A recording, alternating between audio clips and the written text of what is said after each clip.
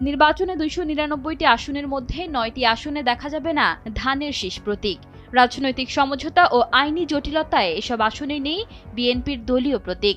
তাই নিজস্ব vote bank থাকা সত্ত্বেও নিজস্ব প্রতীক না থাকায় চ্যালেঞ্জের মুখে পড়েছেন প্রার্থীরা।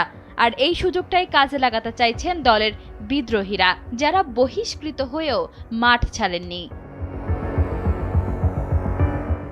ঢাকা ১২ আসন যেন এবার ভোটারদের জন্য সবচেয়ে বড় গোলকধাঁধা। কারণ ব্যালট পেপারে থাকবে তিনজন সাইফুলের নাম।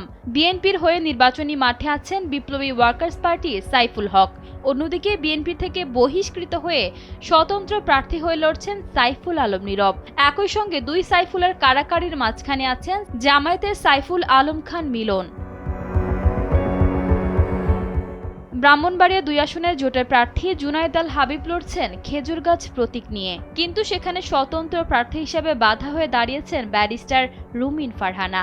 দলীয় প্রতীক না থাকায় সাধারণ কর্মীদের বড় অংশই এখন ঝুঁকছেন রুমিন ফারহানার দিকে।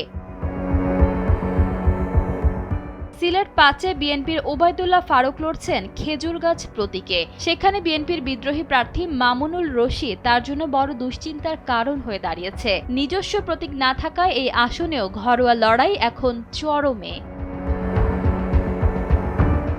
কুমিল্লা ৪ আসনে বিএনপির অস্তিত্ব টিকিয়ে রাখতে বাধ্য হয়ে ট্রাক প্রতীকের প্রার্থীকে সমর্থন দিয়েছে স্থানীয় বিএনপি। হাসনাত আব্দুল্লাহ এই আসনে প্রতিদ্বন্দ্বী হবায় আর প্রতীক হারিয়ে বেশ নড়বড়ে অবস্থানে আছে আসনটি। ভোলা ১ আসনে আন্দালিব রহমান পার্থর গরুর গাড়ি এবং নীলফামারী ও নারায়ণগঞ্জের জোট প্রার্থীরা লড়ছেন খেজুরগাছ নিয়ে। অন্যদিকে প্রতিদ্বন্দ্বী প্রার্থীরা এই সুযোগ কাজে লাগাতে তৎপর রয়েছেন।